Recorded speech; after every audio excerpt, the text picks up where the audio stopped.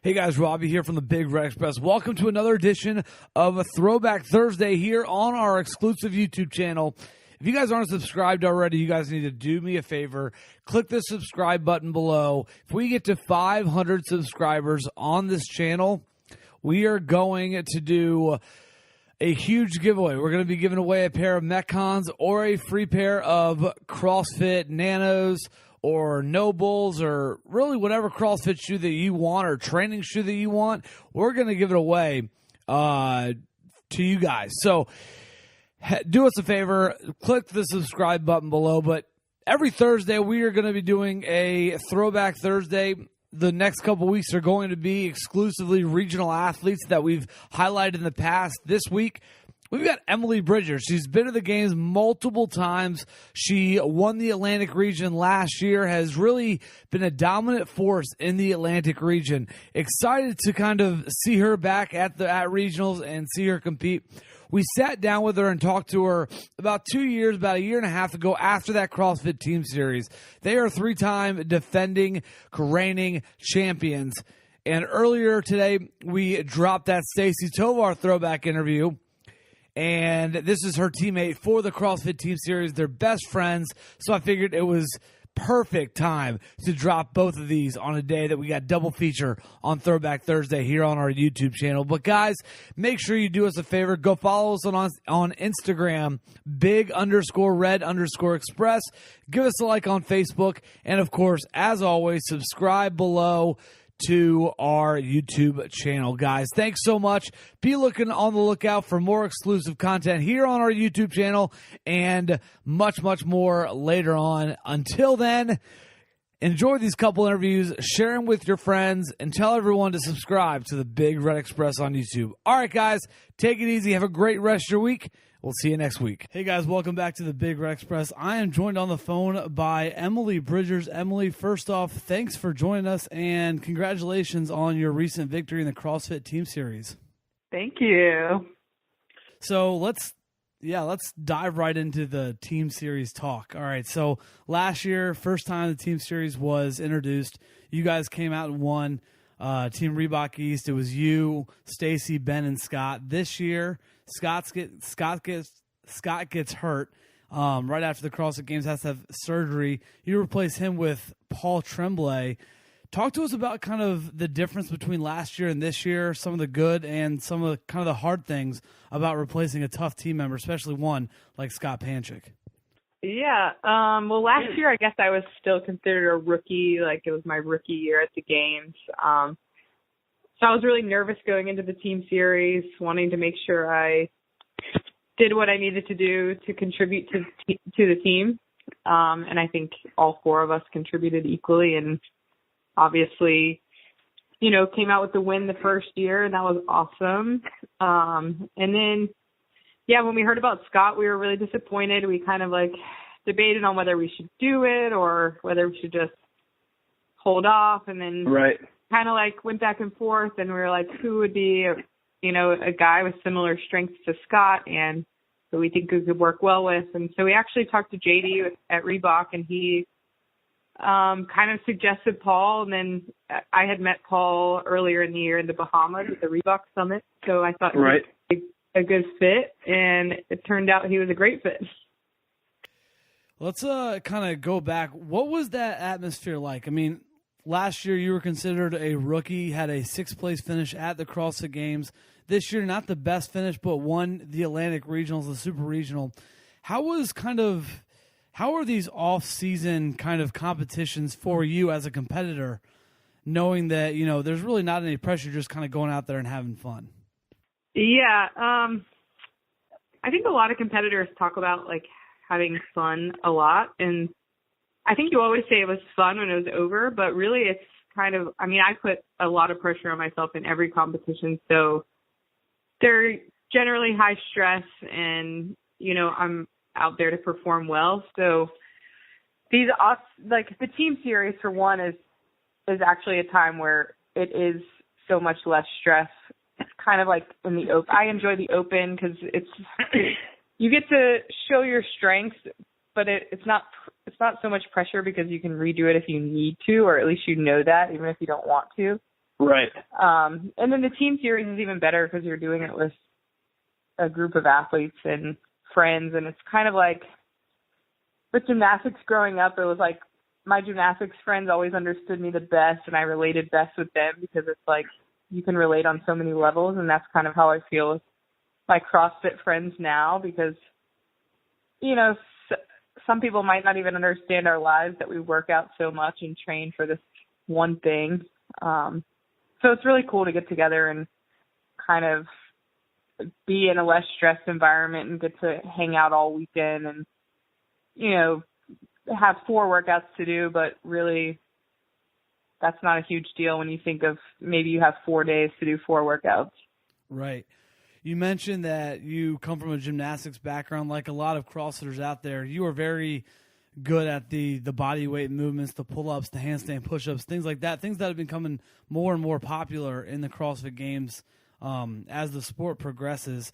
You actually didn't find CrossFit until after your gymnastics career was over. And it's interesting because a lot of people may look at that and say, oh, you know, you do CrossFit, it actually it could hurt you, you could injure yourself. But it sounds like CrossFit actually helped you from your injuries from gymnastics. Explain a little bit about how CrossFit kind of helped you get over what you suffered during gymnastics.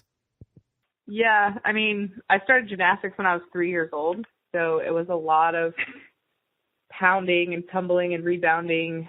You know, for about 16 years I did gymnastics, so by the time I got to high school, I experienced a decent amount of back pain, and I had degenerative discs, and at some point, I'm not even sure when, that turned into a compression fracture in my back. So the fracture had healed, and then I started CrossFit, but my back basically after 6 months to a year of CrossFit never even bothered me again in that area. Like, I mean, I think everybody experiences a little back pain here or there with CrossFit, right. But in general, my body honestly has never been healthier. And it's kind of like, I watched like this video the other day on Facebook, and it was of a 10-year-old doing a light power snatch, but it was like perfect technique. And I think CrossFit posted it actually, and there were so many comments about how dangerous it was and how it was going to stunt their growth and how it was, I can't believe you'd let a kid do this. And I'm thinking like, okay, it was done properly. It's not like they had too much weight on the bar. And I'm like, people could say this about gymnastics all day long, but people love watching gymnastics. So I don't understand why this could possibly be considered negative in a kid. So I love seeing kind of how CrossFit is going to progress into a sport even starting at a young age. Now, this past year at the CrossFit Games, they introduced the first ever teen competition. And you just mentioned how you love seeing the sport evolve and seeing it really start at a younger age. CrossFit Kids is gaining more and more popularity, you know, over the past couple of years and things like that. How cool is it for you as someone that is a base in the sport, that's been in the sport a few years and at the highest level, to see the younger athletes come up and being like, you know what, I'm setting an example for them. I'm paving the way for the new form of fitness. Yeah, I think it's awesome. I train with a 16-year-old kid at my gym. He's homeschooled, so he gets to kind of train during the day with me. And it's just like, it's super cool watching how fast somebody at that age is going to make progress and just kind of like shape who they are as a person. Like, I would have loved at 16 having that kind of, I mean, I had discipline, but then, you know, you go into college and it's different. I think CrossFit's really going to change the way kids and teenagers kind of outlook toward fitness is. And I think we're going to see a crazy amount of just evolution in the sport within the next 5 or 10 years. But I mean, it's really cool. Like with gymnastics, you could see a 10-year-old that has an incredible amount of talent doing things that you never would expect a 10-year-old to be able to do. Right. So when you see videos of kids doing CrossFit now, everybody's kind of blown away. But I guess I also coached little kids doing gymnastics, so you know what people are capable of. There's no reason that they can't start at a young age, even young teens, and be very successful with it.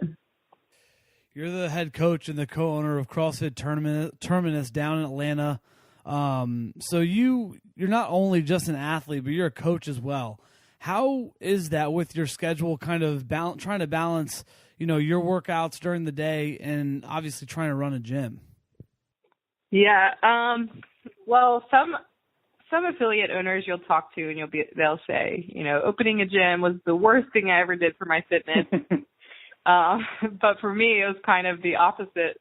Like when we opened CrossFit Terminus, that was when I was able to basically take off, and that was when kind of I saw the success happen. And I contribute that partially for at least 3 years, I was trying to balance coaching CrossFit and coaching gymnastics. So I'd coach early morning classes and then coach from about 4 to 8:30 every night in the other gym. And it was just, I didn't really realize it at the time, but it was just too much for me to handle with training as well.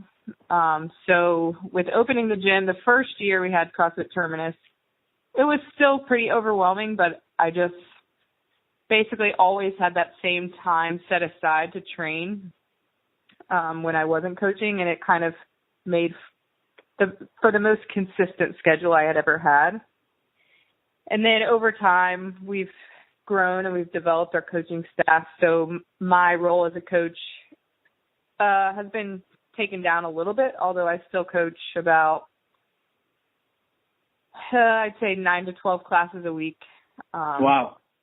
Yeah, so it's something I still enjoy, and sometimes I almost feel like, I wish I would, like, what's going on with this person, because I'm not there at 6 a.m. anymore and things like that. But it's kind of how things go, and when you need to focus so much time on training.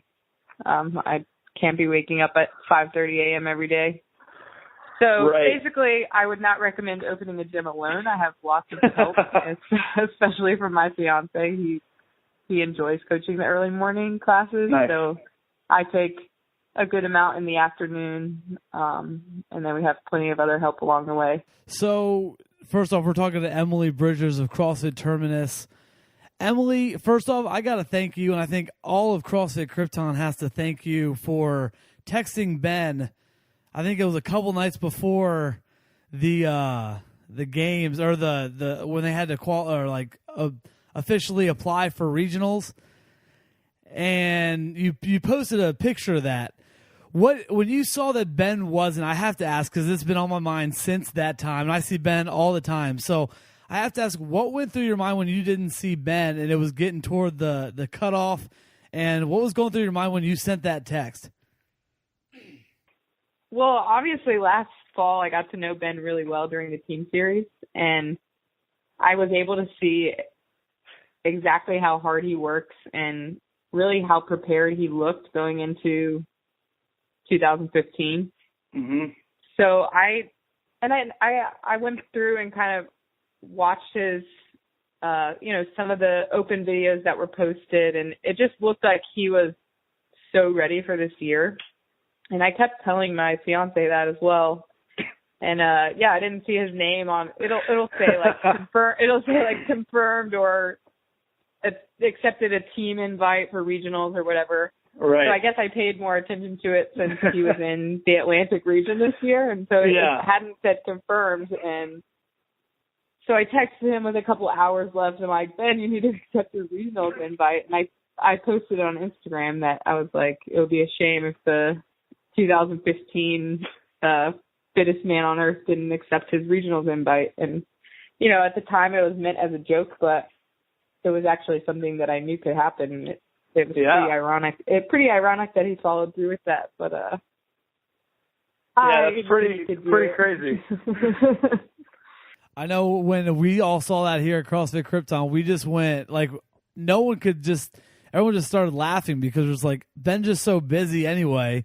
He would wait till the last minute. But first off, thank you from everyone at CrossFit Krypton for sending that text to Ben. I appreciate it. Of course. You guys are awesome. I've loved coming up there and visiting. Atlantic Regionals this year, the Super Regional, was in your backyard pretty much. You ran away with it. You had a big support staff. You had a team there that also qualified for the games. How was just that atmosphere of regionals being in Atlanta for the first time? Yeah, it was pretty unreal. The past 4 years, we're always in Florida, mostly South Florida. So it was either a long flight or a drive to Jacksonville. So I was really excited when I heard it was in Atlanta, and then we found out it was at the World Congress Center, which is about 5 minutes away from my house and about 5 minutes away from the gym. So I was very excited about sleeping in my own bed and, you know, having normal meals. But it was also a little bit of added pressure. Like, you know, there's going to be all these people that I know from my, you know, family, from non-CrossFitters to all the people at CrossFit Terminus coming to watch. But it ended up being like just an unreal experience. Like, I've never until that point done a workout and really felt like the crowd actually made you move faster. Mm-hmm. But that's pretty much what I felt like all weekend. It was just like a roaring crowd, and, you know, made it a little more sweet that I came out in first as well as our team. So that was like the end of the weekend was so much fun celebrating. When you're not at the gym, you're obviously there a lot because you coach and you train. But when you're not at the gym, what do you like to do just for fun? I don't know too much about Atlanta, but it seemed like a pretty cool town when I was down there for regionals. What is there to do in Atlanta? We could probably go to a new restaurant for every night from now until next year and still not try all of them. So Ben and I enjoy going out to eat, and we honestly enjoy hanging out at home doing nothing, watching reality TV shows or Bravo TV. We love playing with our dog, Dottie, who's 13. Oh. And just like doing anything outside or outside of the gym. Yeah, I mean, we enjoy playing golf. We like climbing Stone Mountain. Both of our families live in Atlanta, so it seems like whenever we have a free minute, we try to see them or get together for somebody's birthday or for a wedding. And lately we've been doing a lot of wedding planning because we're getting married in about a month. So I guess that's a hobby. Yeah. So last little bit before we get into the final portion of the Big Red Express, where can people reach you if they have any questions, maybe about your training, just want to reach out to you, ask you something? Where can people reach you, either social media? Plug yourself a little bit. Yeah, I guess my main social media presence is on Instagram at Emily Bridgers. So I try to respond to comments as long as they're not outrageous. But you have a better chance of messaging me on Facebook, though. I have an athlete page and a personal page. Either one is fine. Or it's just my email is just emily@crossfitterminus.com if you have any questions. Awesome. Emily, all right, the final portion, these are just quick questions. First thought out of the top of your head, your favorite CrossFit movement? I really enjoy muscle ups and snatches. Okay. Your least favorite? Not one movement. not one movement? All right. Your least favorite CrossFit movement? Probably deadlifts. Okay. You are stranded on a desert island. You've got 3 items that you can take. A person can be one item. You got 3 items. What do you take? You said it can be a person or what? A person can be one item. So you have 3 items. A person can be one of those items. What do you take? Oh, geez. I would take my fiance, Ben, and I would take, can I take like a Chipotle restaurant? Is that an item? Hey, sure. That's a first. Let's see. And I feel like I've played this when like talking about going on Survivor or something, and I'm always like, oh, I need chapstick, but that sounds like such a terrible, terrible item. It's tough. Probably a vitamin water. Probably unlimited supply of vitamin water, and that's only because that's an unsponsored response. Right. All right, final question. Dave Castro's put you through the gauntlet of every workout, probably the craziest, worst workouts that you've ever done. If you could program one workout for Dave Castro, what would it be? For him to do or for me to do? For him to do. For him to do. Oh, let's see. It would probably be some kind of mixture of assault bike, crawler, and rope climbs. Ooh. But he would excel at the rope climbs, so I don't know. Right. The assault bike and the prowler would be just quad cities. Oh, my gosh. Well, Emily, thank you so much. What's next for you on, obviously you're getting married in about a month, but what's coming up for you event-wise? Yeah, I think early November I'm going to do a competition in Acapulco, Mexico. Wow. Yeah, I don't really know what to expect there. It'll be my first international competition. But then after the wedding, I'll do Wodapalooza in January individually, and then trying to form a team for ECC in January as well. Very nice. Well, good luck and all that. Thank you so much for taking a little bit of time and chatting with us, and we will see you down at Wodapalooza. Of course. Thank you.